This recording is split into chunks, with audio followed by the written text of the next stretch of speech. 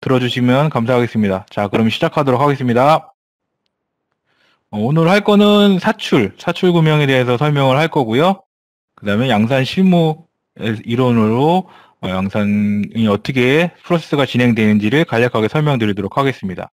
자, 컨텐츠, 사출 구명 구조와 성형 분량, 플라스틱 성형 공법, 사출 성형 공정의 이해, 제품 개발, 양산 프로세서에 대해서 간략하게 설명드리고 오늘 3일차 영상을 마무리하도록 하겠습니다. 자, 첫 번째, 사출 구명 구조와 성형 분량, 금형의 정의, 금형이란 소재를 소성, 전연성, 유동성 등을 이용하여 부품 등을 성형 가공하여 반복, 대량 생산에 이용되는 도구로서 형, 다이 앤 몰드라고 합니다. 금형의 특성과 제품과의 관계, 제품의 생산 기술을 좌우하는 원천 품질이 모체라고 할 수 있고요.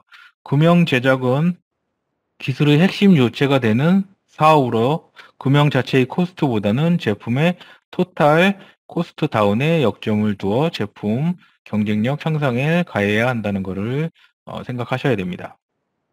자, 금형의 종류. 사출 성형용 금형, 2단 금형과 3단 금형이 있고요. 압출 성형용 금형, 압축 성형용 금형, 블로우 성형용 금형, 진공 성형용 금형이 있습니다. 자, 금형의 정의. 성형품에 필요한 모양과 치수 정밀도를 줄 수 있는 구조일 것. 성형품의 다듬질이 불필요하여 2차 가공이 적을 것. 성형 능률이 좋은 금형 구조일 것. 내구성이 있는 구조일 것. 제작 기간이 짧고 제작비가 싼 구조일 것이 금형의 정의라고 할 수 있고요. 금형에 필요한 기능, 캐비티부. 요 캐비티부는 얻고자 하는 금형 내의 제품 형상과 구간을 나타내는 구간이고요. 유동기구, 금형의 스프루 런너로부터 캐비티까지 수로를 유동기구라고 합니다. 그리고 온도 조절부, 금형의 온도를 조절 가능한 냉각 라인이라고 할 수 있고요. 이젝터 기구, 성형품을 금형으로부터 빼기 위한 기구이고요. 금형 고정부, 금형의 성형기계에 부착하기 위한 구간입니다. 좀 밑으로 내려가다 보면 성형기나 이런 그런 이미지들이 있으니까 그때 확인하시면 될 겁니다. 자, 2단 금형의 구조, 2단 금형은 이렇게 생겼다라는 걸 확인하시고요. 3단 금형의 구조. 자, 2단 금형의 구조와 명칭. 2단 금형은 고정 설치판과 고정축 금형판이 있고 상원판이라고도 하고요. 그리고 1, 2차에 설명드렸던 제품에 언더컷이 있어서 언더컷 처리를 할 때는 여기 요 부위, 요 변형 슬라이드를 사용해서 슬라이드가 나와 있는 거고요. 요 부위가 변형 밀핀 구간으로 생각하시면 됩니다. 자, 이 고정축이 금형이 열리게 되면은 이 밑으로 빠지게 되면은 제품이 빠지는 그런 현상을 그렇게 제품을 추출하는 그런 방식을 2단 형식이라고 드리고요. 자, 이런 식으로 제품이 열리게 되면 제품이 떨어지게 되는 그런 구조를 2단 금형 구조라고 할 수 있습니다. 자, 3단 구조의 명칭. 3단 구조는 2단 구조와 다르게 플레이트 하나가 더 있어요. 여기 런너 스트리퍼 플레이트라는 것이 있고요. 이 런너 로크핀이 따로 있어서 나중에 런너 로크핀이 있는 부분이 함께 떨어짐으로 해서 게이트 부위 사상이 필요하지 않게 좀 용이하게 할 수 있는 그런 장치들을 많이 가지고 있어요. 그래서 3단 구명이 좀 더 제품 사출하는데 좀 더 좋은 그런 방법이라고 또 할 수 있고요. 또 그렇다고 2단 금형이 나쁜 건 아니고요. 그 2단 금형이 되지 않는 3단 구조를 갖고 있는 그 제품들은 3단 금형으로 진행을 해야 되기 때문에 3단 구조를 설명을 드린 겁니다. 자, 3단 금형 구조 명칭. 3단 금형을 이제 제품을 추출하게 되면 이런 식으로 런너와 로크핀 별도의 스트리퍼로 인해서 탈착이 되고요. 제품은 따로 진행이 되는 겁니다. 이거는 나중에 좀 이따가 동영상이나 이런 걸로 한번 확인해 보실 수 있고요. 자, 동작 순서에 대해서 한번 확인해 보도록 하겠습니다. 2단 금형의 동작 순서. 지금 여기 고정판에 제품이 들어가 있고요. 수지가 들어가서 안으로 쭉 차서 이런 식으로 제품이 완료가 되면 제품이 열리게 되면서 이렇게 하나의 제품이 완료가 되는 겁니다. 자, 이 부분을 한번 간략하게 영상으로 한번 확인을 해 보도록 하겠습니다.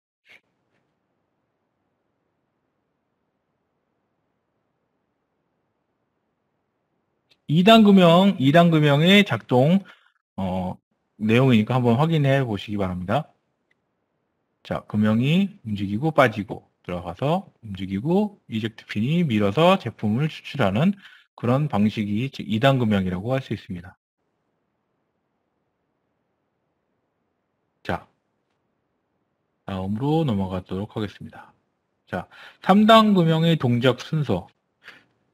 3단 금형은 지금 보시는 것처럼 제품이 수지가 안으로 들어오게 되면 이 런너 로크핀이 있는 구간을 지나서 핀포인트 게이트를 통해서 제품이 안으로 충진되게 되어 있습니다. 충진되게 되면 제품이 냉각이 돼서 다 굳게 되면 이런 식으로 게이트와 스프루와 게이트에 있는 부분을 제품을 따로 이젝트로 추출을 해서 제품을 추출해내는 그런 방식을 3단 금형 구조로 아시면 되겠습니다.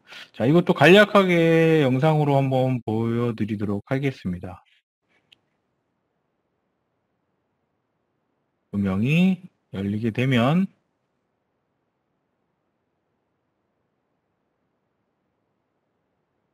스트리퍼 플레이트를 이용해서 이 스트리퍼 플레이트에서 런너와 게이트가 떨어지고 제품이 주에 추출이 되는 그런 방식으로 진행되는 영상을 확인하실 수 있을 겁니다. 자, 마지막에 금형이 가서 이젝트 핀이 움직이게 되면 플레이트가 움직이면 제품이 떨어지는 그런 그 동작 구조를 갖는 게 3단 금형이라고 할 수 있습니다. 자, 스프루, 런너 및 게이트에 대해서 설명을 드리도록 하겠습니다. 스프루, 금형의 입구부에 위치하여 가소와 응용된 수지를 런너 게이트를 통해 캐비티에 보내는 역할을 합니다. 두 번째, 런너, 스프루와 게이트 사이에 용융수주가 흐르는 길이며 가급적 유동 저항이 적고 또 냉각되기 어려운 것이 바람직합니다. 따라서 될 수 있는 대로 굵게 그리고 단면 형상을 진원에 가까운 형상이 가장 좋다고 합니다. 그러나 굵게 하면 성형성은 쉬워져도 런너 수지량이 증가가 되고 고화 시간이 길어져서 성형 사이클이 저하되어 원가 상승을 가져오는 단점이 있습니다. 그리고 런너는 압력 전달 면에서 단면적이 크고 열 전달 면에서는 외주가 최소여야 한다고 그렇게 되어 있습니다. 자, 게이트의 종류. 다이렉트 게이트, 사이드 게이트, 오버랩 게이트, 서브마린 게이트, 커브 게이트, 핀포인트 게이트 이렇게 여러 가지 종류들이 있는데 그 중에 이렇게만 제 기술을 한번 해봤고요. 자, 다이렉트 게이트. 성형품의 스프루에서 직접 충진되는 게이트를 말합니다. 스프루의 입구 지름은 노즐 구멍 지름에 좌우되며 노즐 구멍 지름보다 0.5에서 1mm 정도 크게 하는 그런 방식으로 진행하는 게 다이렉트 게이트입니다. 자, 사이드 게이트. 다수의 성형품에 많이 사용이 되고 있고요. 가장 많이 사용하는 게이트라고 보셔도 되고요. 성형품의 측면에 직사각형 또는 반원형의 주입부를 설치하므로 사이드 게이트라고 합니다. 장점, 단면 형상이 간단하므로 기계 가공이 쉽습니다. 또 게이트의 치수를 정밀하게 마무리할 수 있습니다. 또 거의 모든 수지에 적용이 됩니다. 단점, 성형품의 외관에 게이트 흔적이 남는다. 자, 그 말이 뭐냐면 지금 사이드 게이트 요 런너고 이 게이트를 통해서 이 런너를 통해서 요 게이트로 빨간 부분이 제품입니다. 빨간 부분이 제품이고, 이렇게 써서 이렇게 충진을 시키는 거예요. 이렇게 충진을 시키고 나면 나중에 이 부분을 이렇게 제거를 해줘야 되는 부분입니다.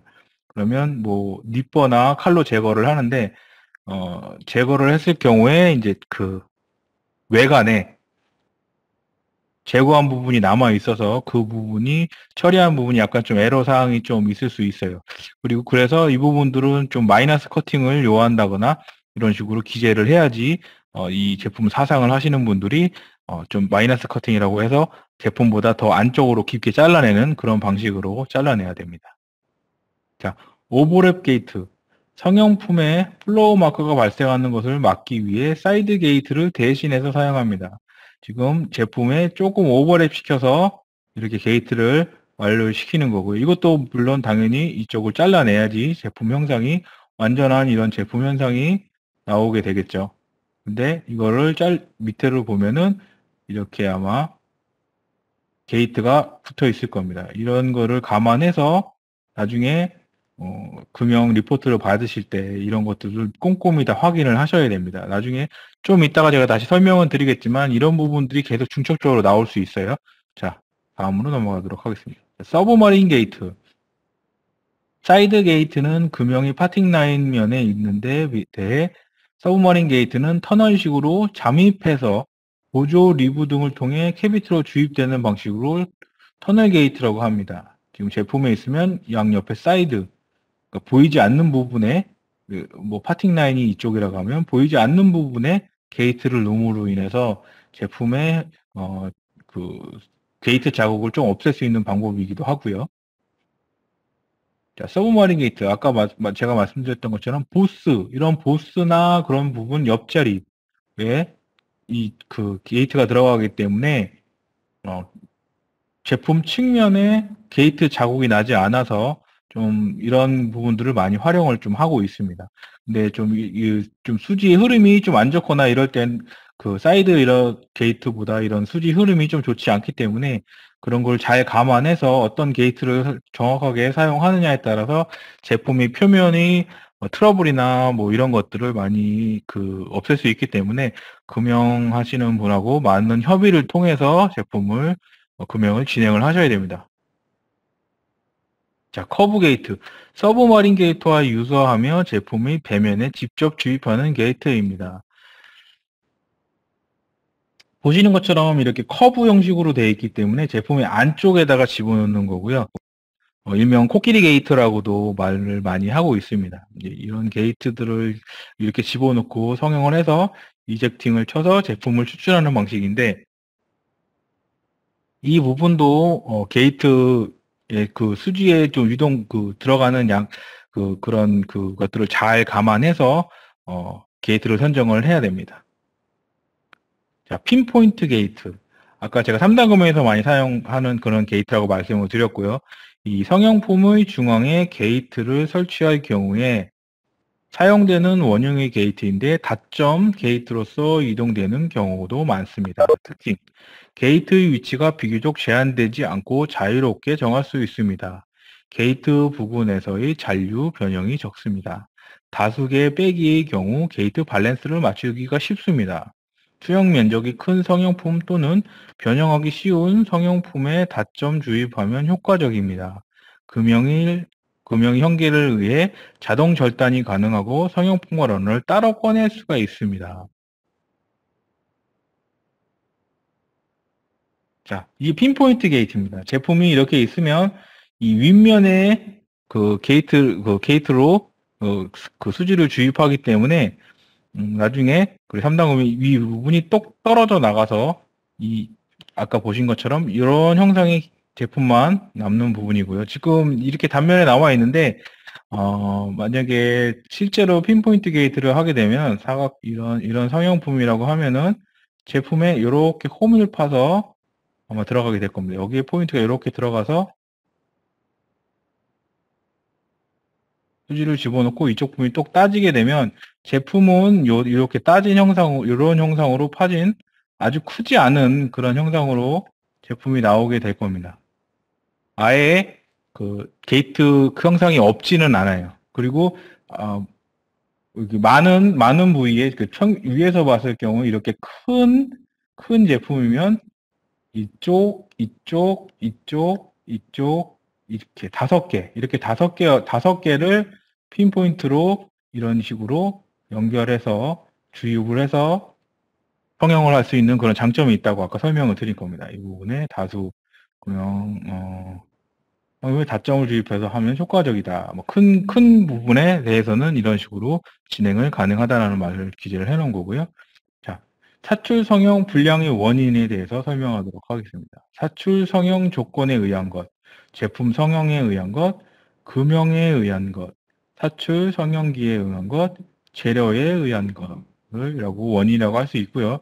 혹시 제가 말하는 게 좀 빠르다 싶으면 채팅에 한번 채팅으로 빠르다고 말씀을 좀 쳐주세요.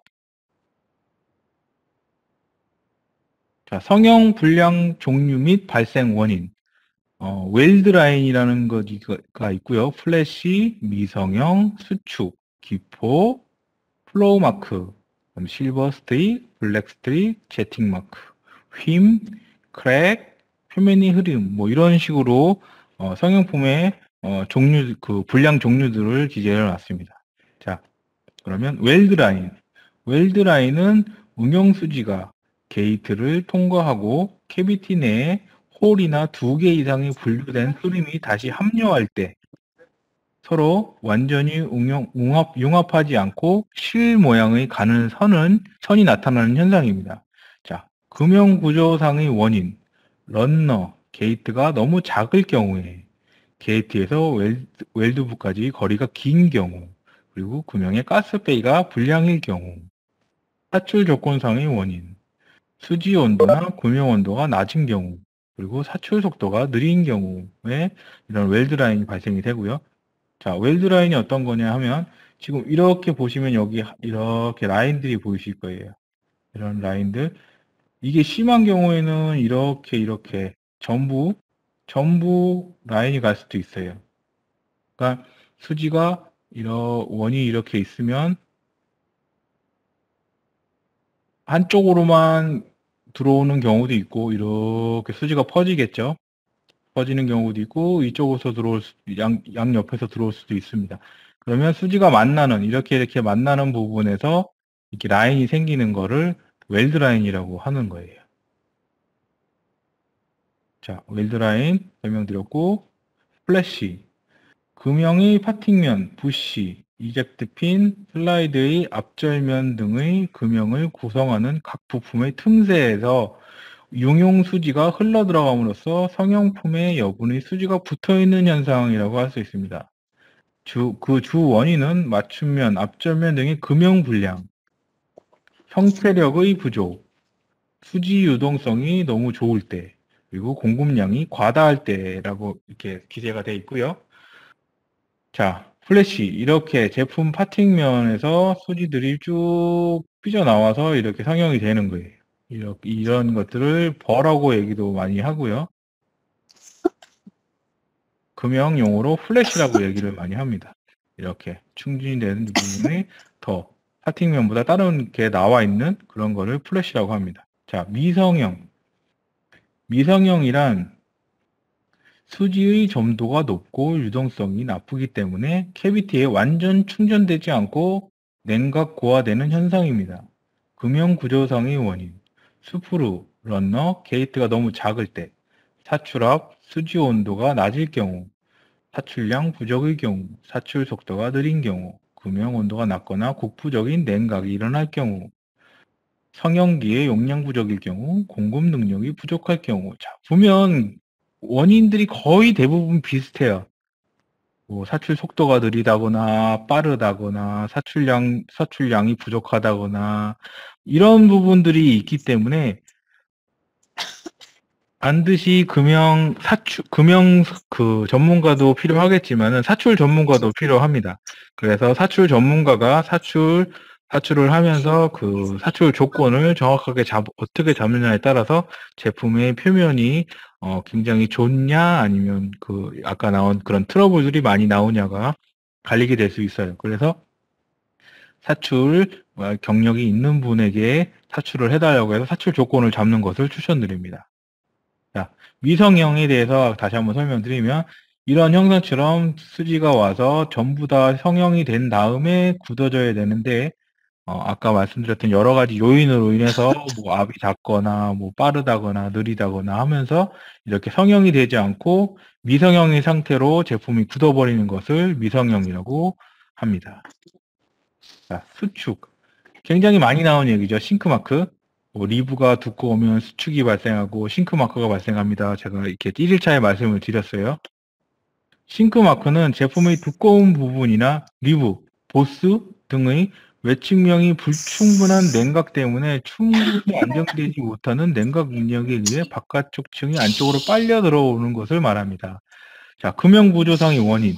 스프루 런너 게이트가 작을 경우, 금형 온도 조절이 부적합할 경우, 사출압이 낮은 경우, 유지시간이 짧은 경우, 조정 불충분한 경우, 두꺼운 부분이나 굵은 리브가 있을 경우, 이거는 제가 1일차에 말씀드리는 부분들이고요. 제품 현상의 원인으로.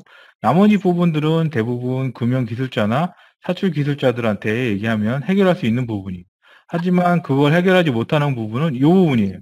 그래서 1일차에서 설명드릴 때 수축이 나지 않게 잘 설계를 해야 된다는 말씀드린 부분도 이 부분에 해당되는 부분입니다.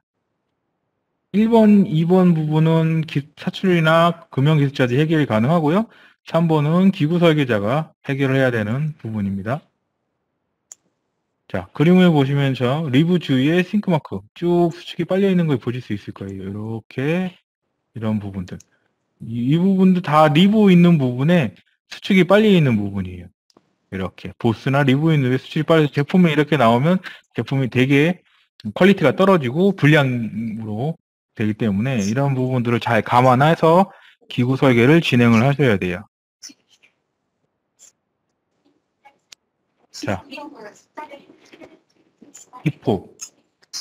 기포 현상은 싱크마크의 발생 원인과 유사합니다. 다만 성형품 내부에 공동이 생기는 점이 다릅니다. 발생의 주 원인은 저온 금형에서 성형품의 표면을 갑자기 냉각시키면 수축이 내부에서 표면을 향해서 되기 때문에 수축된 만큼 공동이 되어 중심부 가까이에 생깁니다. 자, 이렇게 수축과 좀 비슷한 현상으로 생기는 걸 기포라고 합니다. 이런 것도 사출 나중에 제품을 설계를 해서 사출을 뽑으면 아까 말했던 그런 그 원인들이 발생하게 되면 이런 부분들이 생기게 됩니다. 자, 다음으로 넘어가죠. 플로우 마크. 플로우 마크는 게이트를 중심으로 동심원 모양의 표면이 나타나는 것으로 수지 온도가 낮고 그리고 점도가 높은 유동성이 좋지 않은 수지가 캐비티에 접촉하여 반고화 상태에서 압입되어 들어가면 흐름이 직각 방향이나 무늬가 생기는 현상을 말씀드리는 겁니다.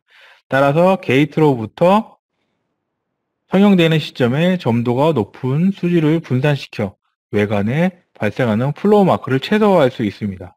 자, 이것들도 금형 사출 기술자들과 말씀을 잘 협의를 해서 진행을 하셔야 될 거고요. 자, 원인을 한번 확인해 보겠습니다. 게이트가 필요 이상으로 냉각되는 경우, 사출 조건의 원인, 수지 점도가 높은 경우, 금형 온도가 낮은 경우, 사출 속도가 느린 경우, 자, 이런 여러 가지 거의 비슷한 경우로 원인들이 발생하기 때문에 이런 것들을 잘 확인하셔서 제품을 진행을 하셔야 됩니다. 자, 플로우 마커가 어떤 거냐? 자, 게이트에서 이렇게 부채꼴 모양으로 항상 이게 그런 무늬들이 생기는 걸 플로우 마커라고 합니다. 뭐 이런 식으로 되고 마른 막걸로 식으로 나갈 수도 있는 거고 이렇게 플로우 마크가 제품에 현상이 되면 제품 표면이 NG가 발생을 하겠죠. 자, 혹시 지금 제가 말하는 거 잘 들리시나요? 한 번만 채팅창에 확인 좀 부탁드릴게요. 아까 좀 문제가 있어서 약간 좀 걱정이 돼서 한번 여쭤보는 거라서. 알겠습니다. 지금 다시 진행하도록 하겠습니다. 자, 실버 스트릭. 실버 스트릭이란 재료의 유동 방향에 은백색의 줄이 생기는 현상입니다. 주로 원자재가 건조 불량에 의한 수분, 휘발분인데 그 밖에 수지 열분해, 공기 말려드는 것, 게이트가 너무 작거나 수지 온도 및 금형 온도가 낮은 경우의 등등이 있습니다. 원인은 다 비슷할 거예요. 금형 고지상의 원인. 스프루 러너 게이트가 작은 경우, 금형 표면에 수분이나 유분, 이영지가 부착되어 있을 경우.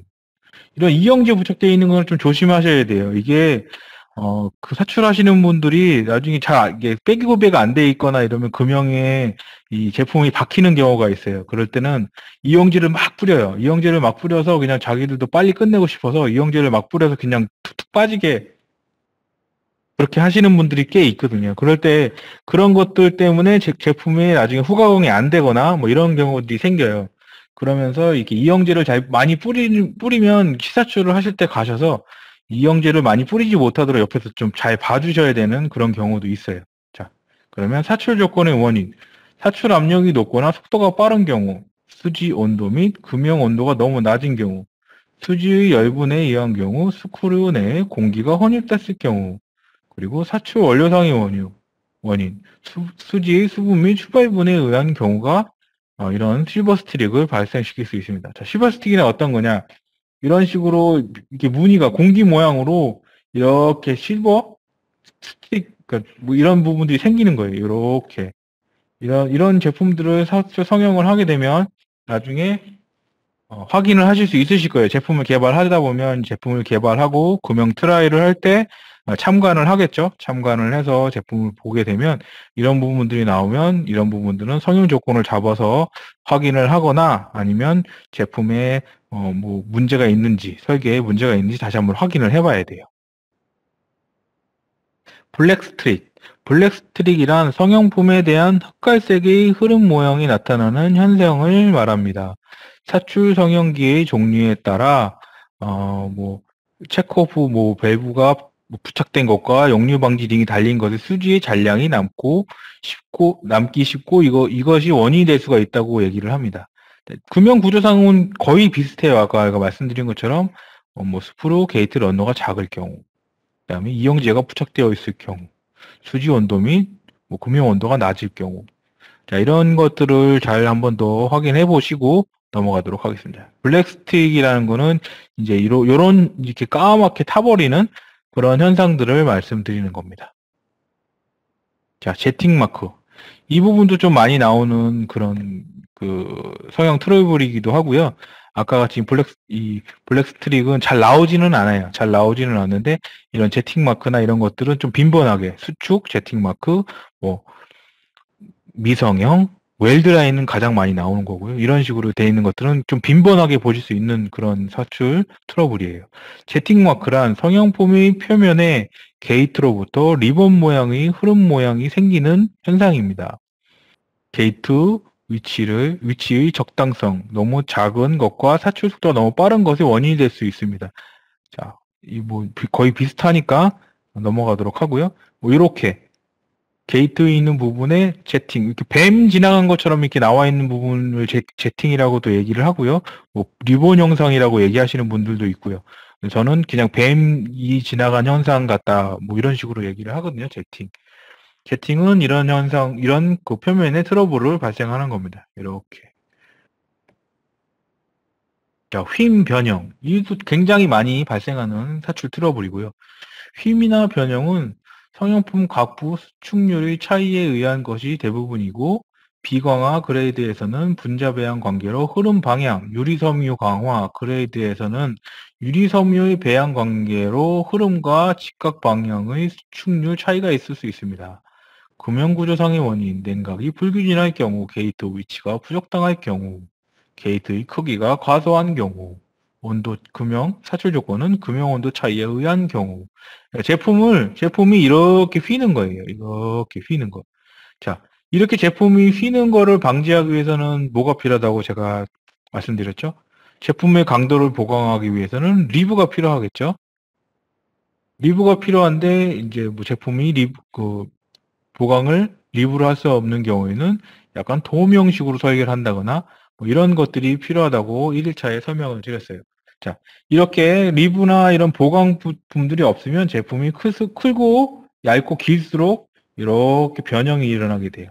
그래서 이런 것들을 변형이 일어날 수 있다는 것을 잘 인지하시고 설계를 진행하시면 될 것 같습니다. 자, 크랙이란 성형품의 일부가 표면에 금이 가는 현상을 말합니다. 큰 원인으로는 잔류 인력에 의한 경우, 외부 응력에 의한 경우, 환경 응력에 의한 경우 세 가지로 나눌 수가 있고요.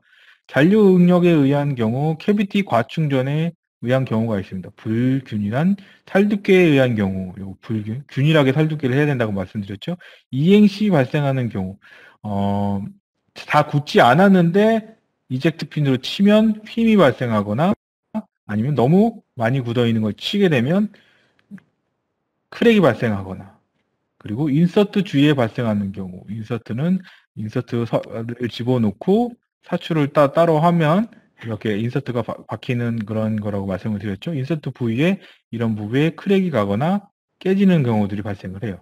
그리고 금형 온도가 부적당할 경우, 수지 온도가 부적당한 경우 등이 있습니다.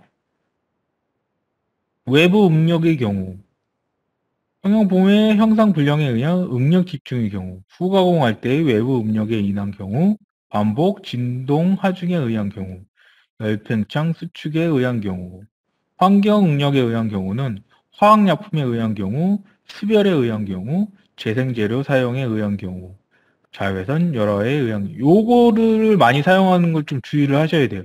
이게 사출을 하다 보면은 레진이 가격이 있기 때문에 비싸기 때문에 아까 3단 금형에 나왔던 아까 불량으로 나왔던 이런 제품들을 분쇄를 해서 이거를 다시 재사용을 하는 거예요. 재사용 재료를 사용하게 되면 제품에 크랙이 발생하거나 성형 트러블이 많이 빈번하게 일어나게 돼요. 이게.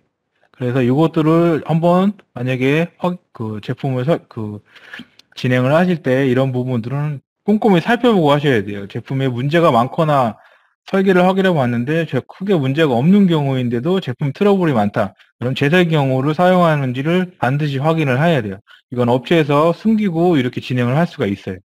자, 다음으로 넘어가겠습니다. 금형구조상의 원인. 금형이 빼기구배 부족으로 인한 경우, 빼기구배가 안 좋으면 제품을 이젝팅할 때 심한 충격을 주기 때문에 크랙이 발생할 수 있습니다. 사출 조건의 원인, 캐비티 과충전에 의한 경우, 금형 온도가 부적당한 경우, 제품 형상의 원인, 불균일한, 또 나오네요. 불균일한 제품 두께에 의한 경우, 인서트 주위에 발생하는 경우. 자, 이렇게 쭉 여기 안에 크랙이 발생하는 거예요. 인서트 있는 부분에. 그리고 이렇게 깨지는 부분이 발생하고 아예 이렇게 깨져서 나오는 그런 부분도 발생하게 됩니다. 표면의 흐름. 제품의 표면은 금형의 표면을 재생하기 때문에 금형 표면의 연마가 나쁘거나 금형면과 밀접성이 나쁘면 광택 불량이 되고 투명한 제품에서는 투명도가 저하됩니다.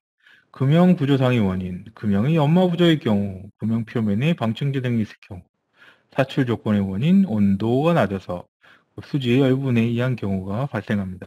자, 이 금형 표면의 흐름이라고 하면 그때 1일차에서 동영상 보신 것처럼 고광택으로 쭉 하면 그 면 그대로 나오는 거예요. 그리고 헤어라인을 보셨던 것처럼 헤어라인 모양을 금형 코어 캐비티 조에 나타나게 되면 그 부분이 사출을 하게 되면 그대로 나타나게 되는 거를 말씀드리는 거고요. 그래서 표면이 재생하기 때문에 연마가 제대로 되어 있어야 됩니다. 금형면이 정확하게 이물질이 껴있거나 그러면 제품에 NG가 나게 되는 거예요.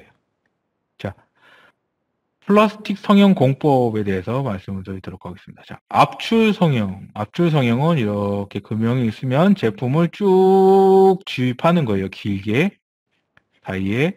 그러면 압출 성형이란 파이프, 필름, 시트 등 봉상이나 판상, 동일 단면을 가진 성형품을 연속으로 성형하는 성형법입니다. 주로 열과습성 수지를 이용하고요. 품질 관리가 용이하고요. 설비가 저렴합니다. 그리고 설비 가동률이 높습니다. 단점. 단점이 뭐냐면 지금 다음에 보시는 것처럼 이렇게 이런 압출 금형으로 해서 쭉 길게 뽑아내는 거예요. 이렇게. 이것도 원통을 길게 뽑아내는데 이렇게 길게 뽑아낸 것들을 후가공을 이용해서 잘라냅니다. 잘라내서 만약에 구멍이 있다면 또 이렇게 또 지그를 이용해서 구멍을 뚫어야 돼요. 그렇기 때문에 2차 후가공 비용이 발생합니다. 그래서 이런 부분들을 잘 고려해서 이거를 그냥 한 방에 금형으로 뽑아낼지, 아니면 압출 성형으로 해서 잘라내고 2차 후가공을 진행을 해서 제품을 생산을 할지는 선택을 잘 하셔야 돼요. 뭐, 긴 바 같은 것들은 압출 성형으로 하는 게 굉장히 유리하겠죠? 옆에 하나의 구멍만 뚫어주게 되면 된다? 뭐 이런 식으로 두세 개 뚫어줘야 된다는 거는 2차 그 후가공으로 진행하는 게 훨씬, 비용 면에서 이득을 보실 수 있습니다. 자, 중공 성형, 블로우 몰딩이라고 하고요. 공기의 주입에 의한 성형품을 만드는 공법입니다. 플라스틱 병, 저희들 PT병, 뭐 이런 것들을 하는 거예요. 이렇게 수지를 집어넣고 안에서 공기를 불어넣어서 이런 식으로 제품을 나오면 제품을 딱 따내서 잘라내면 제품이 완성이 되는 겁니다. 이게 중공 성형, 블로우 몰딩이라고 합니다. 자, 진공 성형, 시트나 필름을 소재로 한 2차 성형법입니다. 시트를 금형 위에서 가열, 연화시키고 금형 내 공기를 진공 펌프를 이용해서 제거합니다. 그리고 왕구, 입체 간판, 냉장고, 내상 등에 많이 사용을 하고요. 자, 어떤 거냐면 제품이 이런 형상이 이렇게 있으면 시트를 위에서 이렇게 지나가면 열로 녹여주고 밑에서 진공으로 쭉 빨아들이면 이런 형상이 나타나는 겁니다. 형상이 나타나게 되면 나중에 원하는 칼금형을 제작을 하고 그 칼금형으로 빵 따서 제품을 완료를 하는 거예요. 가장 많이 보실 수 있는 게 이제 시중의 제품의 블리스터, 뭐 애들 장난감이나 뭐 이런 것들을 블리스터 처리해서 이렇게 투명 안에 이렇게 제품이 들어 있는 것들을 보실 수 있을 거예요. 그러면 이런 블리스터들을 이렇게 양쪽 접힐 수 있는 이렇게 접힐 수 있는 거를 만들어서 여기 제품을 넣고 닫아서 초음파 용착으로 쭉 지져서 아마 제품에 성형을 포장을 해서 파는 것들을 많이 보실 수 있을 거예요. 자, 이 부분도 마찬가지로 열을 가하고 열을 가한 부분에 위에서 내려서 그 형상, 이 원하는 형상으로 드로잉을 하는 방식이고요. 요거는 반대로 내려서 밑으로 쭉 끌어당겨서 원하는 형상을 뽑아내는 그런 방식입니다. 자, 사출 성형, 원리, 용용, 흐르게 한다, 굳힌다. 간단하죠? 복잡한 형상의 제품 제작이 가능하고요. 정밀한 제품 성형이 가능합니다. 후가공이 용이하고요. 대량 생산에 가능하고 자동화에 의한 무인화가 가능하고 운전 유지비가 비쌉니다. 이거는 자동화를 하게 되면 좀 비싼 거고 대부분 수동화로 많이 사용들도 하고 자동화도 많이 하죠. 그 시험 제작이 쉽지가 않습니다. 자, 사출 성형품, 가소함의 형체. 지금 이 호퍼에 재료를 집어넣고 뭐 열을 가해서 녹이는 그런 단계를 가소함의 형체 공정이라고 하고요. 그다음 충진, 녹아져 있는 거를 이 스프루 부분을 통해서 재료를 집어넣는 그런 형상을 충진 공정이라고 합니다. 그리고 재료가 들어가서 붙여지면 냉각 공정을 거치게 되고 냉각 공정이 거치게 된 다음에 제품이 이젝트 핀을 이용해서 제품을 추출하는 그런 단계를 사출 성형이라고 할 수 있습니다. 자, 사출 성형 공정의 이해.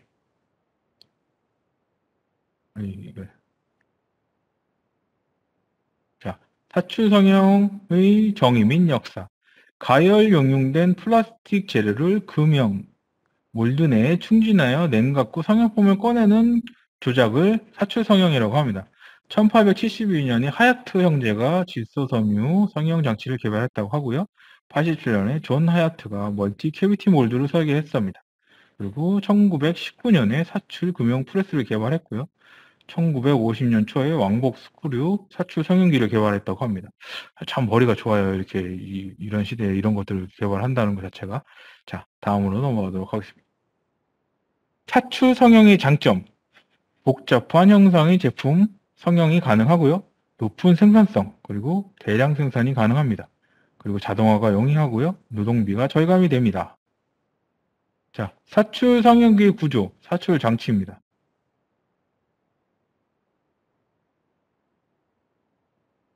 자, 보시는 것처럼 요 부분이 호퍼예요, 호퍼. 여기 뚜껑을 열고 여기다가 레진을 집어넣겠죠. 레진을 쭉 레진이 이렇게 쌓일 거예요. 레진이 쌓이면 이 가열 실린더에서 가열을 해서 이 레진, 그 레진들을 쭉 이쪽으로 밀어 넣을 겁니다. 그러면 쭉 밀어 넣으면 이 노즐 있는 부분으로 들어가겠죠? 이 노즐 있는 부분이 스프로 있는 쪽으로 이제 레진이 쭉 들어가는 거예요. 이렇게 안쪽으로. 그러면 이렇게 제품에 차겠죠? 자, 사출성인기 구조 형체 장치. 이 부분이 바이 플레이트라는 부분인데 여기에 금형을 장착을 하는 거예요. 이 부분과 이 부분에 금형을 장착을 해놓고 아까 여기 호프와 이 가열된 부분들의 노즐을 통해서 제품 수지를 쏘는 거예요. 자, 그리고 이 타이버가 이동을 하거나 이 부분들 밑으로 쭉 빠지게 이동을 하겠죠.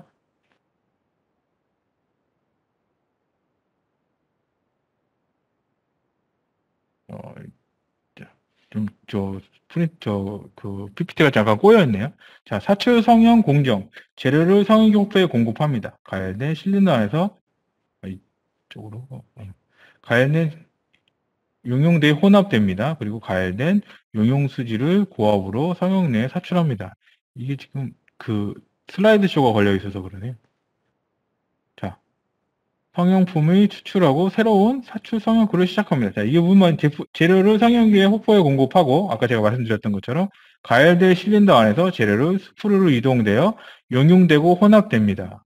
그 혼합된 걸 가열된 용융수지를 고압으로 금형내로 사출을 합니다. 제가 다시 한번 보여드릴게요. 이 부분에 집어넣고 가열이 돼서 고압이 되면 첫 번째, 두 번째, 그리고 세 번째에 일로 들어간다는 그런 얘기고요. 성형품을 추출하고 새로운 사출 성형 사이클을 시작합니다.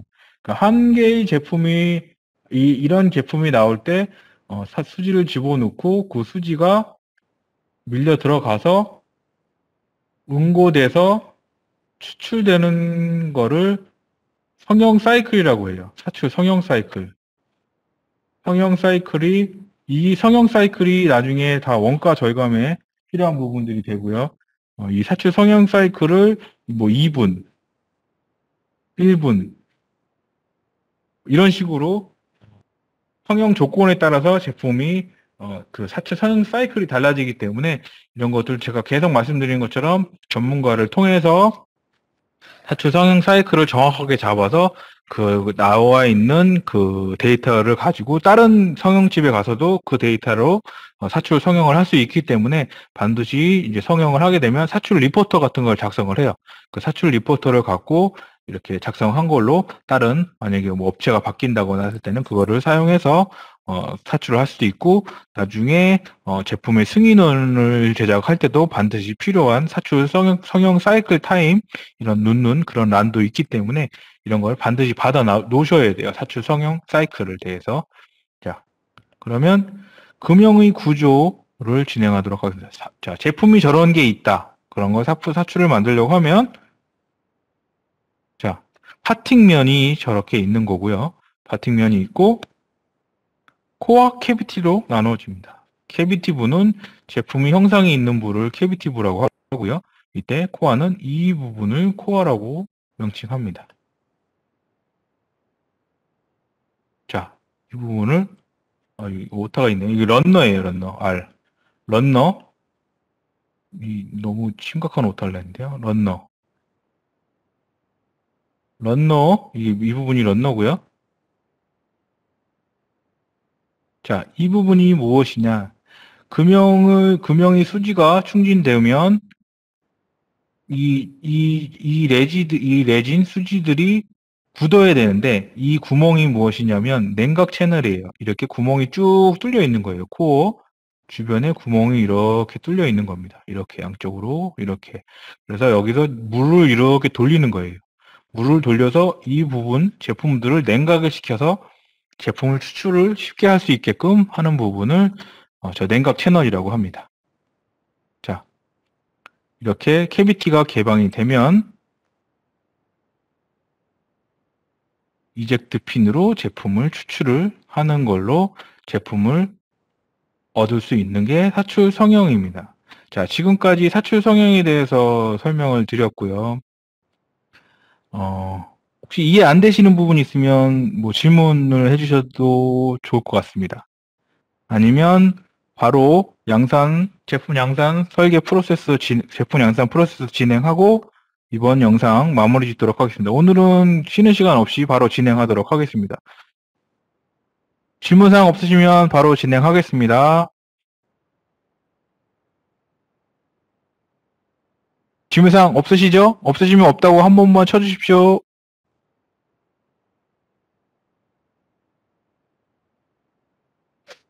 네, 알겠습니다. 자, 그러면 제품 양산 프로세서 관련해서 한번 진행하도록 하겠습니다. 제품 양산 프로세서. 자, 제품 양산 프로세서가 뭐냐? 자, 제품을 만들려면 사전 검토가 필요하겠죠. 제가 이런 제품을 만들고, 이건 제가 예전에 실무에서 일할 때 제품 개발했던 그런 그 헤드셋이고요. 이런 사전 검토가 필요하겠죠. 제품 관련 사항 정리 및 동작 시나리오가 정립이 되어야 되겠죠. 만약에 예를 들어서 뭐 노이즈 캔슬링이 들어간다거나, 뭐 블루투스가 들어간다거나, 뭐 어떤 제품을 만들고 싶은가, 어떤 기능을 하는 제품인가라는 것들을 먼저 기획하시는 분들이 기획을 해야 되겠죠. 제품 기획을 하고 어떻게 하면 뭐 좀 더 좋은 제품을 만들고 어떤 기능이 있으면 더 좋은 제품이 될 것인가를 기획을 하고 그 기획된 사항들을 바탕으로 부품 사항 및 사양을 결정을 하고 조사하고 수배를 해야 되겠죠.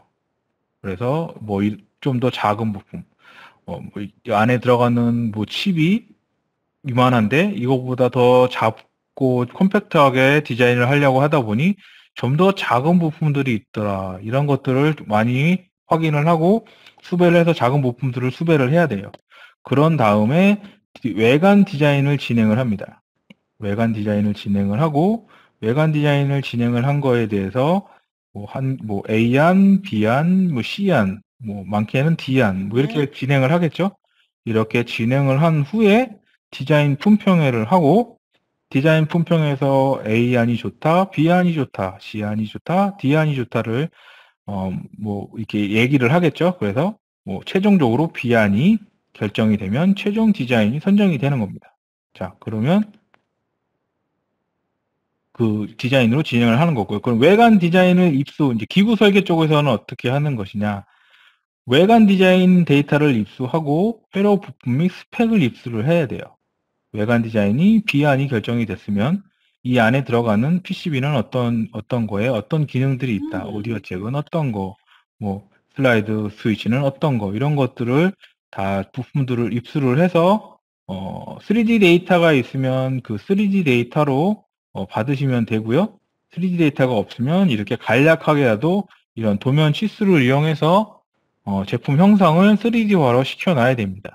그래야 나중에 PCB를 그리고 그 위에 이런 부품들을 얹어서 어떻게 부품들의 위치가 어떻고 간섭이 있는지 없는지를 확인할 수 있는 그런 거기 때문에 반드시 이 회로 부품들은 스펙을 입수하셔서 부품을 그려놓거나 3D 요즘엔 3D 데이터로 많이 제품들이 나오기 때문에 그런 것들을 회로 쪽에 요구하셔서 제품을 받으시면 됩니다.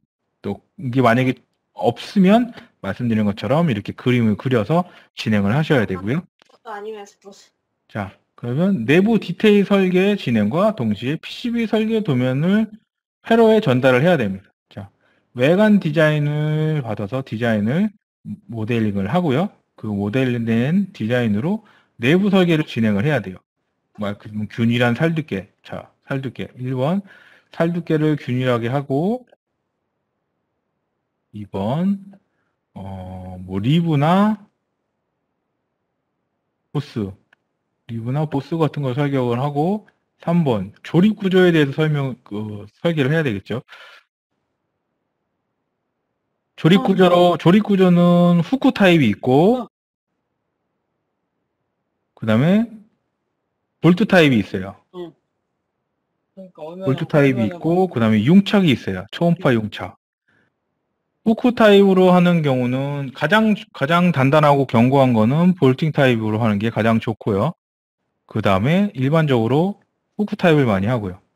그 다음에 용척 타입을 하는데, 이거는 용척 타입을 하실 경우에는 제품의 뭐 방수나 아니면 AS를 하지 않고 통째로 버린다거나 할 경우에는 상하 케이스를 넣고 그냥 초음파 용척으로 찍 지져서 열리지 않게끔 해서 하는 방식이 있습니다. 자, 이렇게 살두께, 리브, 보스, 조립 구조를 갖는 내부 구조에 있는 것들을 설계를 하고요. 이렇게 설계를 하고요. 이렇게 설계를 다 한 부분을 갖고 내부 기계 설계를 계속 진행을 하는 거예요. 이렇게 진행을 하다 보면은 안쪽에 PCB가 들어가겠죠. 이렇게 PCB가 들어가면 이 PCB 들어간 부분에 이쪽 부분은 텍트 스위치가 들어갈 거고, 이 부분은 뭐 마이크가 들어갈 거고, 밑에 쪽은 마이크가 들어갈 거고, 이런 것들을 PCB를 이렇게 간략하게 기재를 해서 회로 팀에 도면을 넘겨줘야지 회로도 이런 회로 부품들을 설계를 해서 회로 설계를 해서 PCB를 제작을 할 수가 있습니다. 자, 그러면 설계, 도면, 기구 승인, 그리고 기구, 회로 다 승인이 나게 되면은 이제 내부 설계들이 다 한 거겠죠. 지금 여기 보면 하우징도 있고 커버도 있고 뭐 여러 가지 부품들을 설계를 다 한 거예요. 그러면 여기 안에 들어가는 회로도 이렇게 설계를 한 거죠. 회로 설계도 완료가 됐으면 이제 도면 승인이 진행이 되는 거죠. 오케이가 떨어지면 어저께 2일차에서 설명드렸던 것처럼 목업 진행을 하게 될 거예요. 워킹 목업 진행. 워킹 목업 진행을 하게 되면은 이렇게 제품들이 나올 거예요. ABS로 가공을 하고, 뭐 PC를 가공하고, 그러면 회로도 PCB가 나오겠죠. 이런 회로 PCB가 나오면 조립을 하고, 조립성 테스트를 1차, 기구물과 회로를 가지고 조립을 합니다. 조립을 하고 형합성 검토를 하죠.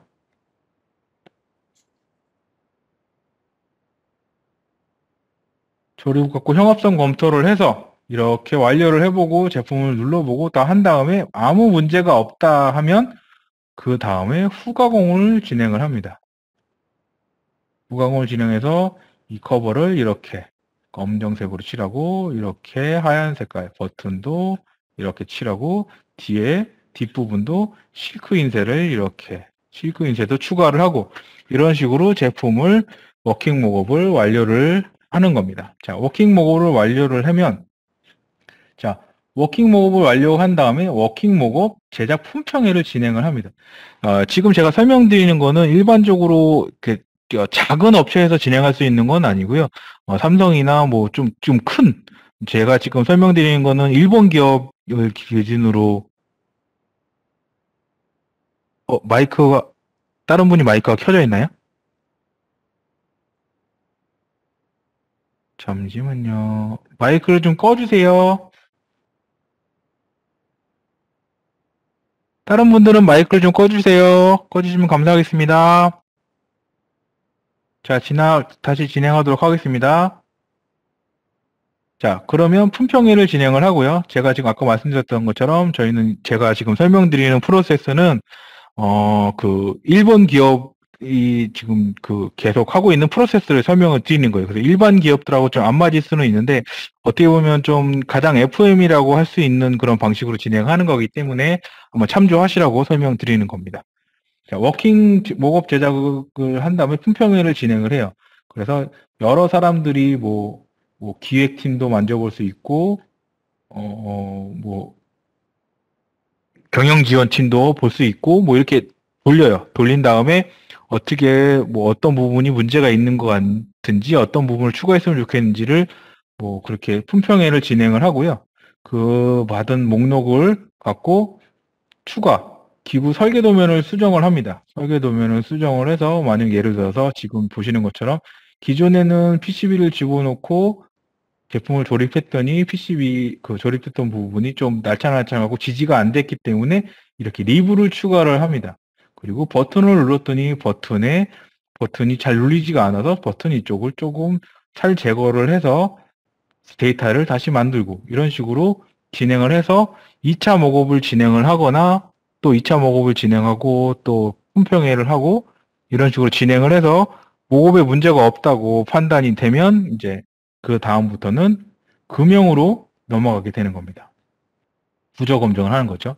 그러면 아까 최종 모급 데이터를 가지고 모급을 만들었던 데이터를 가지고 이제 금형 설계하시는 분들과 미팅을 하게 되는 거죠.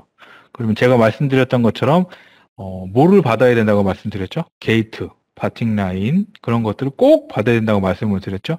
왜 그러냐면 그렇지 않으면 나중에 제품에 금형이 나왔는데 저는 이쪽 부분에 게이트를 넣는 거를 원치 않는데 게이트가 들어가 있어서 게이트 사상을 했을 경우에 제품에 오류가 생길 수가 있어요. 그렇기 때문에 반드시 게이트나 파팅 라인 이런 것들은 협의를 보신 다음에 진행을 하셔야 돼요. 자, 그러면 이거 지금처럼 게이트는 핀포인트 게이트로 여기와 여기 두 포인트를 쏘겠다. 아까 핀포인트 게이트 제가 말씀드렸죠? 런너로코 핀을 위해서 게이트로 위에서 쏘기 때문에 이렇게 홈을 파줘야 된다고 했죠? 여기 홈이 파져 있어요. 이렇게. 그런 식으로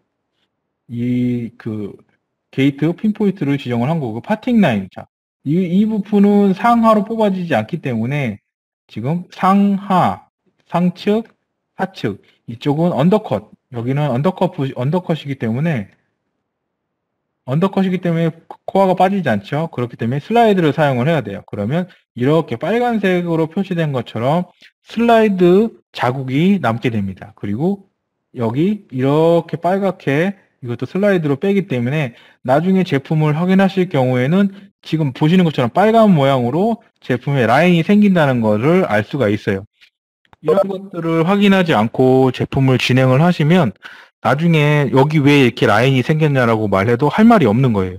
그래서 제가 계속 누누이 말씀드리는 것처럼 이런 파팅 라인이나 어떤 게이트를 사용할 건지 이런 것들은 반드시 협의를 거친 다음에 금형 쪽에다 금형 리포트를 달라고 하신 다음에 이 금형 리포트를 확인을 하시고 미팅 후 금형 제작을 들어가셔야 됩니다. 자, 다음으로 넘어가겠습니다. 자, 포장 설계 플러스 금형 설계. 자, 금형 이제 아까 미팅을 한다고 말씀을 드렸죠. 금형을 미팅을 해서 이제 금형을 진행을 할 거예요. 금형을 진행을 할 때 제가 말씀드렸죠. 금형을 진행할 때 파팅 라인과 이런 걸 재조정을 한다고 말씀드렸죠. 미팅을 해서 그럴 때 이제 제품의 완 세트를 하려고 만드신다고 가정했을 때는 이 시점에 금형을 스타트하는 시점에 포장 사양을 입수를 해야 됩니다. 뭐 기프트 박스를 사용할 거고 블리스터를 사용해서 이런 형상으로 제품을 포장을 할 거다라는 시안을 받으셔야 돼요. 그런 시안을 받으신 다음 그 시안을 받은 거를 바탕으로 해서 포장 도면을 설계를 해야 돼요. 이것들도 다 기구 설계자들이 다 설계를 하는 거예요. 디자이너들이 해주는 게 아니고요. 그리고 이 설계되어 있는 걸로 목업 진행하는 것처럼 포장 샘플을 제작을 해야 돼요. 자, 이쯤이 되면 금형에서 이제 쭉 금형 설계를 하고 있고 금형 설계 끝나고 금형 제작을 하게 될 거예요. 그래서 금형이 제작이 완료되기 전에 마스터 확인이라는 게 있습니다. 마스터 확인. 이게 뭐냐면 제품의 이제 그 코어나 캐비티 쪽에 홈이나 이런 것들이 있으면 그 홈 같은 거를 잠시만요.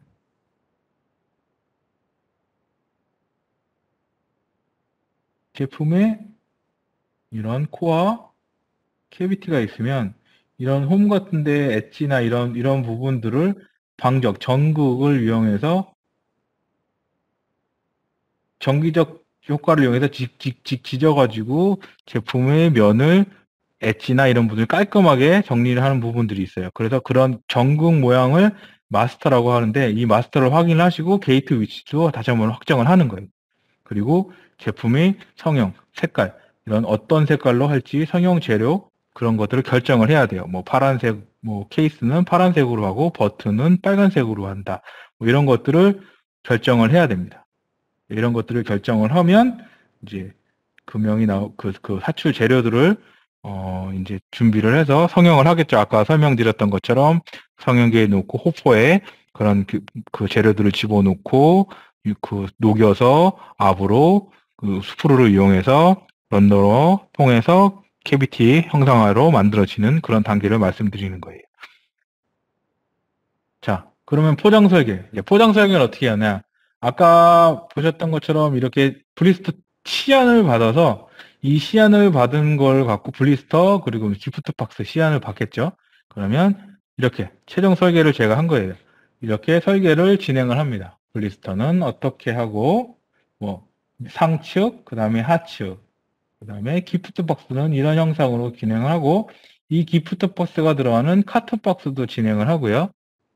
카톤 박스도 진행을 하고 그 다음에 이 카톤 박스를 이 기프트 박스가 들어가는 카톤 박스, 이 카톤 박스가 들어가는 전체적인 카톤 박스를 다시 설계를 해서 대략적인 설계를 완료를 하셔야 돼요. 이렇게 어떻게 조립이 되는지도 기재를 해서 제품을 만들어야 됩니다.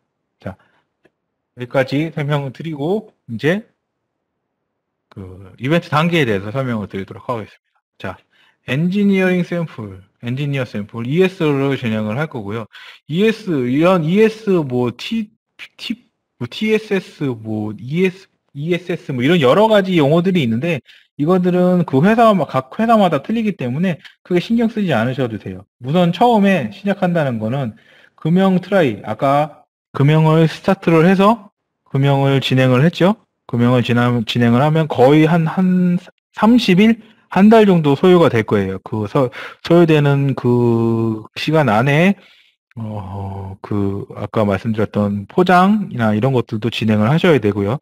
자, 금형이 완료가 되면, T0는 트라이 제로라고 해서 금형 업체에서 한번 찍어보는 거예요. 이런 것들은 30일 안에 이제 제품을 거의 대부분 한 달 안에 완료가 되기 때문에 이런 것들을 한번 금형을 그러니까 T1, T0, T1, T2, T3, 뭐 T4 뭐 이렇게 얘기를 만약에 들어보실 거예요. 그런 게 뭐냐면 이제 트라이 1, 트라이 2, 트라이 3 그러니까 트라이 사출을 했다 한 번 할 때마다 넘버가 붙는 그런 용어를 말씀드리는 거고요. 아마 그런 것들을 많이 접하게 되실 거예요. 그 설계를 하거나 양산에 들어가게 되시면. 그러면 이제 T0는 금형 업체에서 한번 뽑아보는 거고 이제 기구 설계자들이 가서 볼 때는 T1부터 참관을 하실 거예요, 아마. T1에 참가를 해서 제품을 이제 뽑아보는 거겠죠. 그리고 거기 참관하실 때는 이제 체크리스트 같은 걸 원래 작성을 해야 돼요. 뭐 웰드 라인이 뭐 몇 군데 있느냐, 수축이 발생했느냐, 뭐 휨 발생을 했느냐, 뭐 이런 것들을 아까 제가 그 성형 트러블 설명드렸던 것들을 쭉 기술을 해서 그런 것들이 적으냐를 체크를 하셔야 돼요.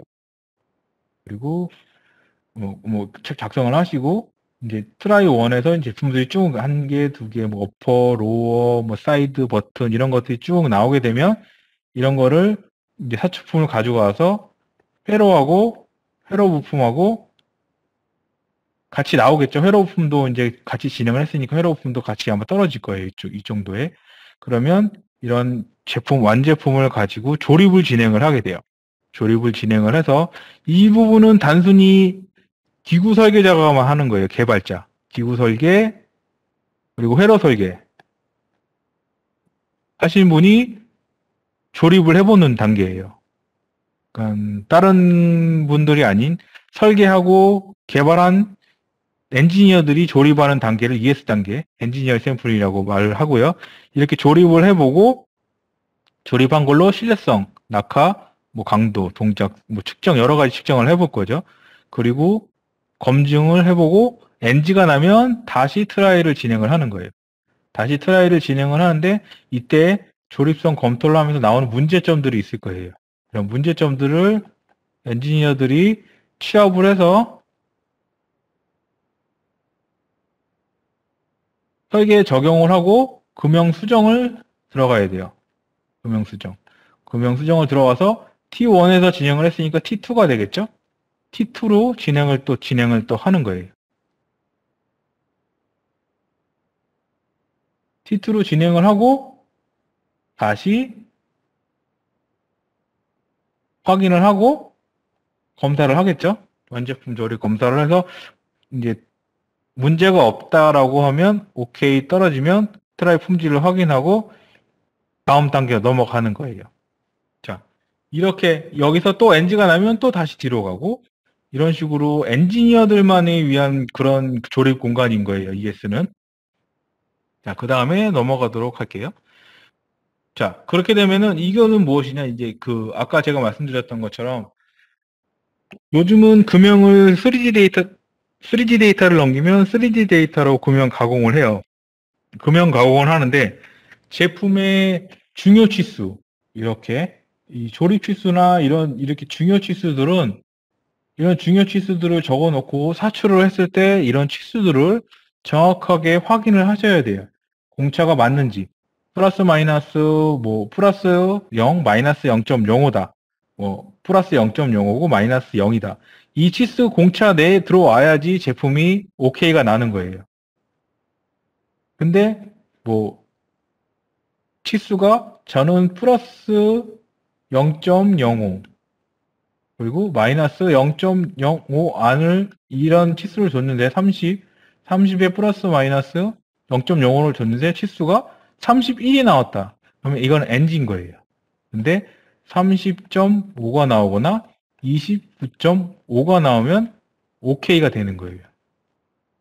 이런 부분들을 확인하기 위해서 이런 2D를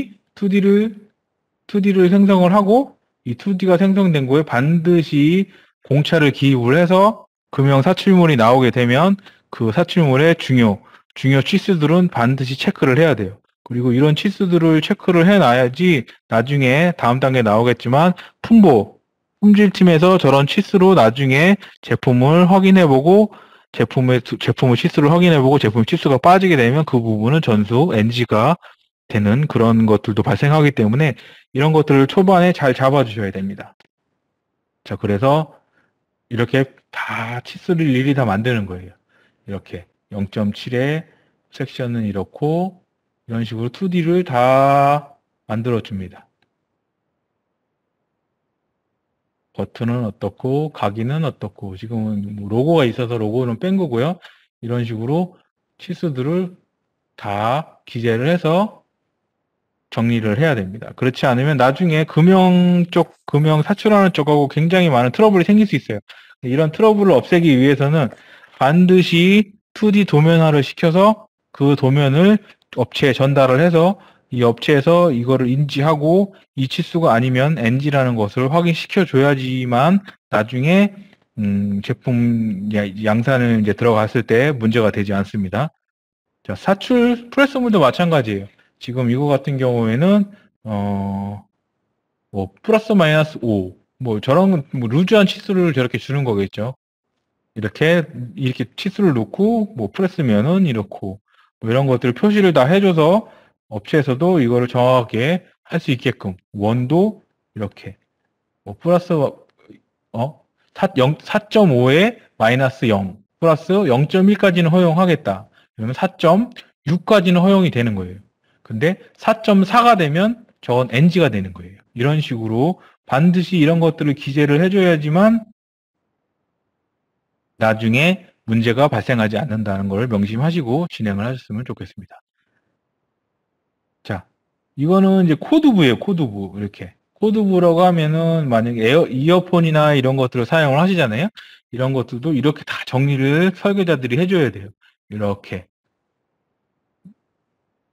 여기 몰딩 치수는 1차 몰딩 치수는 얼마, 2차 몰딩 치수는 얼마.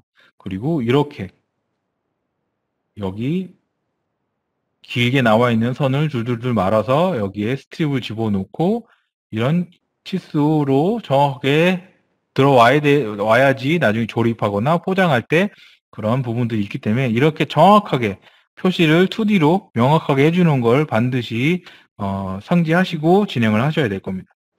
그리고 서브 어셈블리도 헤드셋 서브 조립 단면도도 이런 식으로 안에 들어가는 뭐 스폰지가 어디 들어가고 스폰지가 첫 번째 들어가고 뭐 프레스물이 두 번째 들어가고 그 밑에 스폰지가 들어가고 그 위에 다시 스폰지가 들어가고 가죽으로 씌우고 이런 여기에 또 와이어가 들어가고 이런 부분들을 정확히 명기해 주지 않으면 나중에 크게 문제가 될 소지가 있기 때문에 2D에서 반드시 명기를 해주시고 진행을 하셔야 됩니다. 자, 마찬가지로 이제 분해도가 되겠죠. 자, 제품의 헤드셋 부위에 오링이 들어가고, 여기 커버가 들어가고서 스크류가 들어가고, 여기 오너멘트가 들어가고, 하우징이 들어가고, 댐퍼가 들어가고, 헤드폰이 들어간다. R쪽은 이렇게 들어가고, L쪽은 코드가 들어가고, 부싱이 들어가고, 오너멘트가 들어가고, 오링이 들어가고, 이런 부분들을 명확히 기재를 해주셔야지 나중에 타 부서, 연관 부서와 트러블이 일어나지 않기 때문에 이런 것들은 반드시 확인하셔서 기입해주는 그런 습관이라고 해야 되겠죠. 이런 것들을 기르시는 게 설계자들이나 뭐 디자이너들도 굉장히 좋은 그런 습관이라고 생각합니다. 자, 조립도도 마찬가지로 이렇게 이런 부분들이 조립되고 여기 라인은 이런 치수로 이 치수만큼 길게 조립이 돼야 된다는 것을 정확하게 명기해 놓으셔야지 나중에 문제가 되지 않습니다. 자, 넘어가도록 하겠습니다. 자, 이제 TSS, 툴링 샘플이 들어가는데 트라이폼 품질 확인을 했죠. 그러면 이제 그 제작, 이제 ESS, EPS 샘플 제작 EP에서 이제 이쪽에서 이때부터는 업체, 그러니까 기술이 들어가는 거예요. 기술팀이 들어가서 엔지니어들은 한 발짝 뒤로 빠지는 거예요. 그래서 엔지니어들은 이미 조립을 했기 때문에 어떻게 조립하는지도 알고 어떤 부품을 어떤 팀을 줘서 조립을 해야지 조립이 잘 되는지도 알 수 있는 그런 거기 때문에 기술, 아무것도 모르고 그냥 조립만 하는 기술팀을 불러서 조립을 하는 거예요. 부품 검사 뭐 이런 것들 다 하고요. 샘플을 제작 확인을 하고요. 조립을 해봐야 됩니다. 이제 기술팀들이 조립을 하겠죠. 기술팀들이 조립을 하면서 어느 부분은 어떤 치공구를 사용을 해야 되고, 작업 지도서는 어떻게 치공구를 확인하고, 작업 지도서는 어떻게 확인을 해야 되는지, 작업 지도서는 어떻게 만들어야 되는지를 얘네들이 기술팀에서 작성을 할 거예요. 아, 이 부분은 조립을 하는데 불편하더라. 그러니 조립을 하기 좀 편하게 하기 위해서 지그가 필요하겠구나. 이런 것들을 생각을 해서 지그 제작을 할 거고요. 그 다음에 이거는 작업을 어떤 순서로 작업을 해야지 작업이 되는구나 라는 거를 알기 때문에 작업 지도서도 제작을 할 거예요. 자, 그러면 그 ESP나 ESP 샘플을 이제 만드는 거겠죠. 그리고 신뢰성 시험도 실시를 할 거예요. 그리고 환경 자료도 제출을 할 거고요. 그리고 색 같은 것도 확인을 할 거고요. 품보에서. 그리고 포장품도 같이 조립을 한번 해볼 거고요. 이때 이제 필요한 게 가납입 사양서를 한번 제출을 할 거예요. 가납입 사양서를 만들어 텐타티브 이제 납입 사양서를 만들어서 이제 업체나 이런 것에 이제 전달을 해서 확인을 할 거예요. 그래서 이때 또 포장 다 확인을 했는데 NG가 났다. 그러면 다시 돌아가는 거예요. 코멘트 넣어서 아까 제가 말씀드렸던 것처럼 이런 부분에 보스가 다른 부분에 보스 높이가 너무 높아서 조립하는데 갭이 발생하더라. 그러니까 기구 엔지니어나 회뢰 엔지니어들이 캐치하지 못했던 부분들을 이 기술 쪽이나 품목 쪽에서 아마 캐치를 할 거예요. 그 엔지니어들은 좀 더 세게 조립을 하면 이 갭이 없어지는 걸 알고 있는데 이런 품보드나 이 기술 쪽에서는 그냥 일정한 스트로크로 정확하게 조립을 했을 때 갭이 발생하더라. 이런 건 무조건 NG예요. 그러면 다시 코멘트를 달아서 수정을 해야 돼요. 그러면 수정을 해서 금형 수정을 하면 뭐 T4가 되겠죠? T3까지 아마 했었으면 T4로 진행을 해서 금형 수정하고 다시 뽑아서 부품 검사하고 조립을 해보고 제작 확인을 해보고 색도 검사를 다시 한번 해보고 그리고 NG면 다시 T5가 되는 거예요. 그리고 OK가 나면 품질 확인회를 진행을 합니다. 자, 다음으로 넘어가 보도록 하겠습니다. 자, 시공구 작성. 이렇게 조립을 하다 보니 이쪽에 스크류를 박으려고 했더니 불편해서 스크류를 못 박겠어요. 그래서 이렇게 생긴 치공구, 지그를 제작을 해서 그 위에 제품을 얹고 커버를 씌우고 나사를 박겠다. 이런 식으로 치공구를 만드는 거예요. 치공구를 만들고 신뢰성. 자, 만들어진 걸 갖고 신뢰성 테스트를 할 거예요. 고온 항습기에 집어넣어서 몇 도로 얼마만큼 시간을 하느냐. 그리고 저 케이블들은 몇 번 구부렸더니 끊어지더라. 이런 것들. 그리고 측압 테스트. 저 썼을 때 압이 얼마나 나오는 건지 그런 것들을 몇만 회, 몇 회, 이런 것들을 한번 확인을 해보겠죠.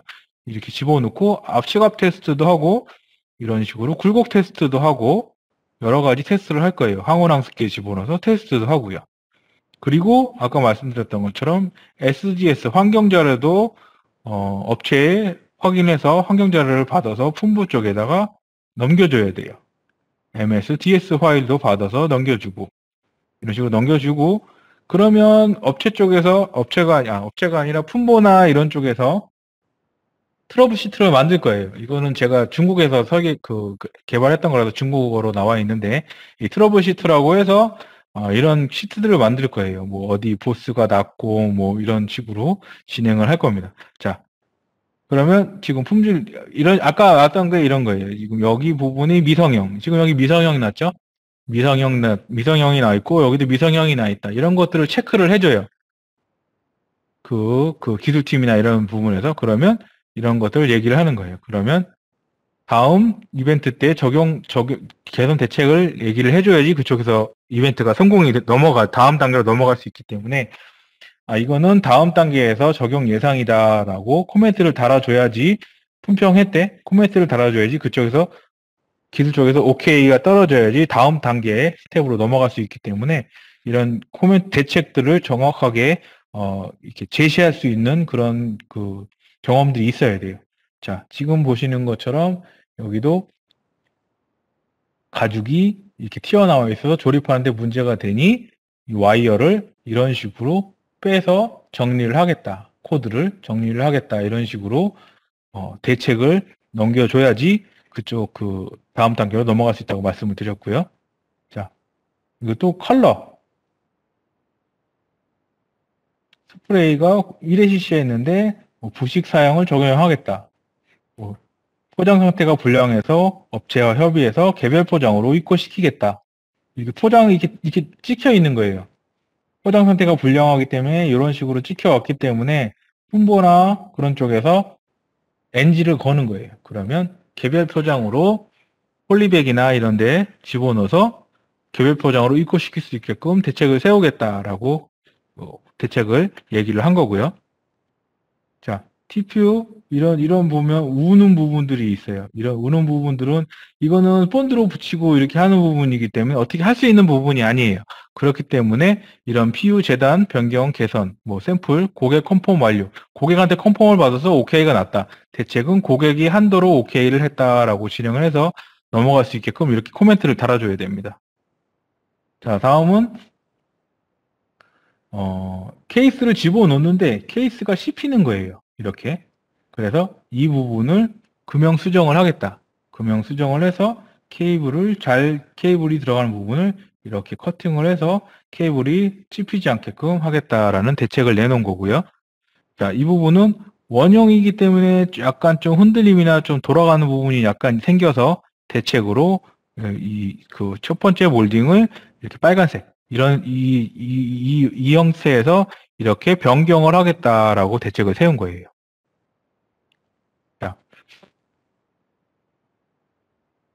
블리스터 같은 경우도 이제 이런 면에 들어가는 부분에 좀 문제가 있어서 이런 것들을 좀 수정을 하겠다. 와이어가 꼬여서 들어가는 부분이라서 이쪽에 홈을 이렇게 파서 와이어가 안착될 수 있게끔 이런 홈을 줘서 금형 수정을 하겠다라는 대책을 다 일일이 하나씩 부품 하나하나씩마다 아마 다 이렇게 코멘트가 달릴 거예요. 이런 문제점이 있는데 어떻게 개선할 거냐. 그러면 엔지니어들은 이런 것들을 다 답변을 해주셔야 돼요.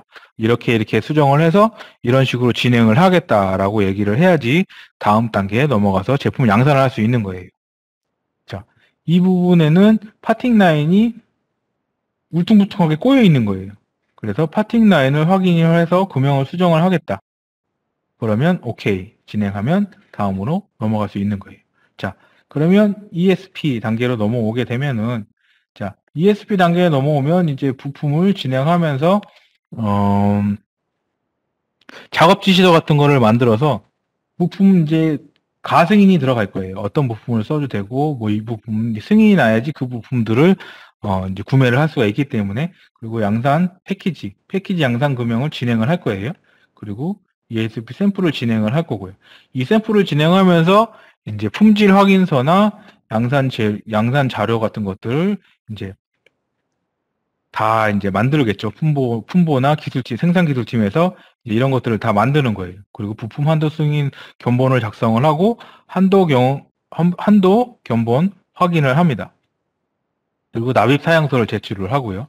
자, 이제 여기서 이제 중요한 거는 작업 지시서 같은 것들도 이제 이런 단계에서 다 만들어지는 거예요. 이쪽에서는 진짜 이제 양산을 위한 이제 그 PP 단계는 아니지만 거의 양산에 준하는 단계로 이제 가승인이기 때문에 작업 지시서로 한번 라인을 태워보는 거예요. 자, 그럼 다음으로 한번 넘어가 보도록 하겠습니다. 이 작업 지시서, 이렇게 작업 지시서를 생산 기술에서 만들어요.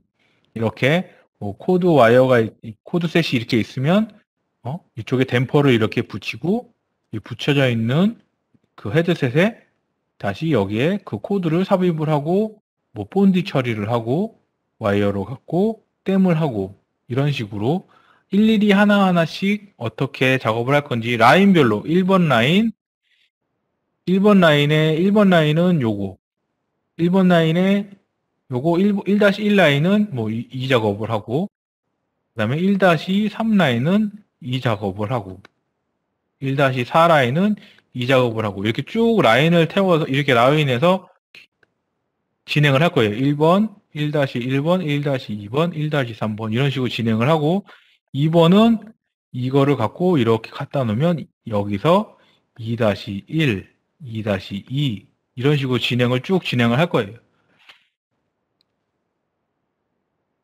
이런 식으로 스크류는 어떤 스크류를 사용을 할 것인지 그리고 이쪽에 와이어를 어떻게 뺄 것인지 이런 것들을 하나하나씩 전부 다 라인별로 구성을 해서 이렇게 진행을 하는 겁니다.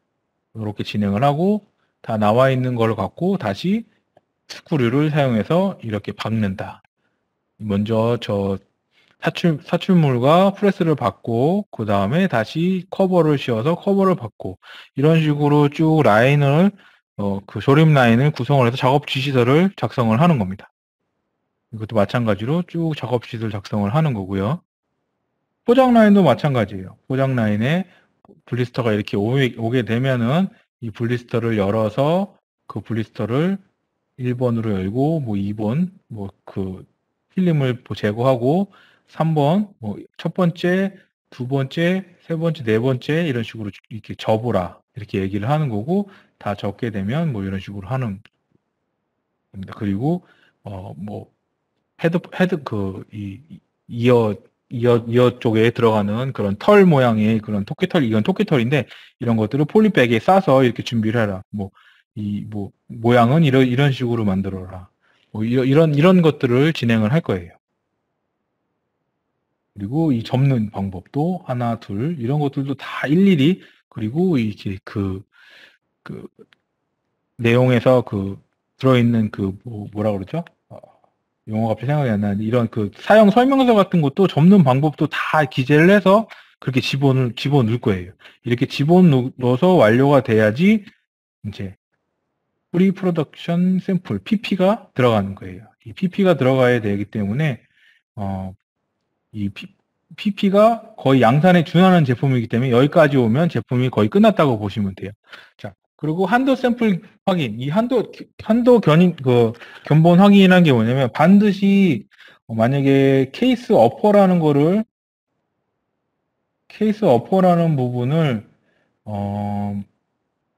한도 샘플을 정했어요. 한도 샘플을 정하고 색상 오케이. 그리고 뭐 외관 트러블 뭐 수축이 어떻고 뭐 미성형이나 뭐 이런 것들이 못 잡는 부분들이 있을 거예요. 그러면 반드시 한도 샘플이 필요해요. 그러면 그 한도 샘플을 어떻게 하느냐? 만약에 업체가 저 같은 경우는 이제 업체를 한다고 하면은 금융업체, 금융업체 하나, 그 다음에 저희 그 개발업체, 개발업체 한 개, 사출업체 한 개, 그 다음에 후가공업체 한 개. 이렇게 각각 한 개씩은 다 갖고 있어야 돼요. 그래야지 나중에 문제가 발생했을 때 견본세품 확인해봐라. 그래서 문제가 있지 않냐 이런 것들을 확실하게 하기 위해서는 금융 하나, 개발업체 하나, 그다음 사출업체 하나, 후가공업체 하나 이런 식으로 반드시 갖고 있어야 되는 거를 추천드립니다. 자, 그러면 이제 이게 이렇게 된 견본 확인을 하고 납입사양서를 제출, 납입사양서 이제 완료가 되면 최종적으로 최전폼을 이제 만들겠죠. 최전폼을 만들어서 검증을 하고 업체에 제출을 하면 업체에서 이제 품질 확인을 하고 전체 승인이 떨어지면 이제 업체 품질 확인해서 전체 승인이 떨어지면 부품을 수배를 하는 거예요. 그러면 부품 수배를 할 동안 이제 여기에 뭐 제품이 뭐 10,000개를 사출을 해야 된다면 이럴 때 사출 준비를 하고 있는 거죠. 그리고 생산 이관 완료고 하면 생산이 들어가는 거예요.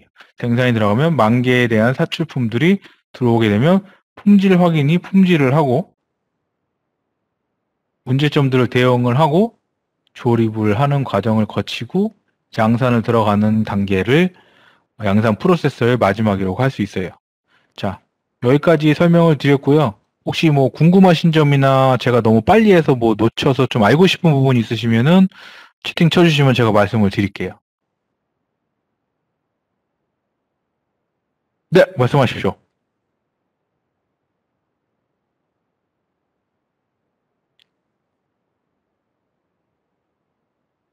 채팅으로 쳐주셔야 돼요.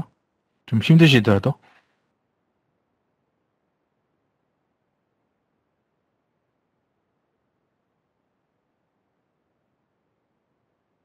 네.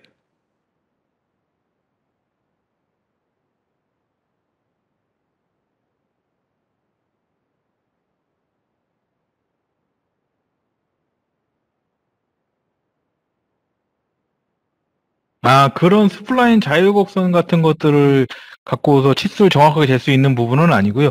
조립할 수 있는. 그런 부분들은, 크게, 이렇게 스플라인이나 이런 것들은 금형에서는 웬만하면 다 맞기는 해요. 근데, 맞기는 하는데, 어느 특정 부위, 그러니까 정확하게 조립이 돼야 되는 부분들은, 치수를 해서 체크를 해야지, 나중에 문제가 되지가 않아요.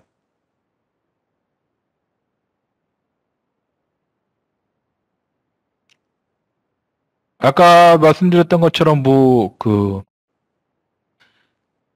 뭐라 그럴까, 가죽 같은 거를 붙일 때 막 이런 것들은 그런 것들은 한도로 넘어가기 때문에 업체랑도 그런 것들은 스플라인이나 정알이 아닌 것들은 이렇게 제품에 뭐 큰 트러블이 있지 않는 이상은 딱 그거를 뭐 갖고서 업체하고 좀 악유를 할 수 있는 그런 상황은 아니라서 제품을 봐서, 어, 개발하는 곳에서 뭐 한도, 이 정도면 괜찮다.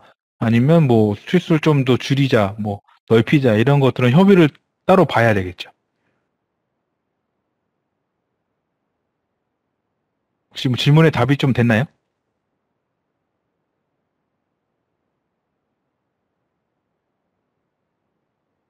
네, 스플라인은 정치수화 할 필요는 없습니다.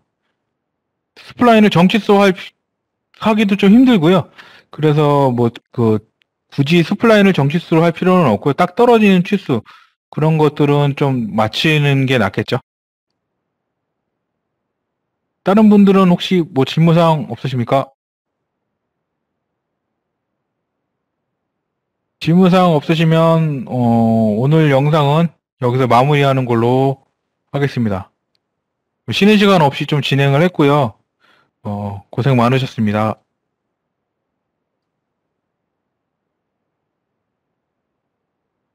감사합니다.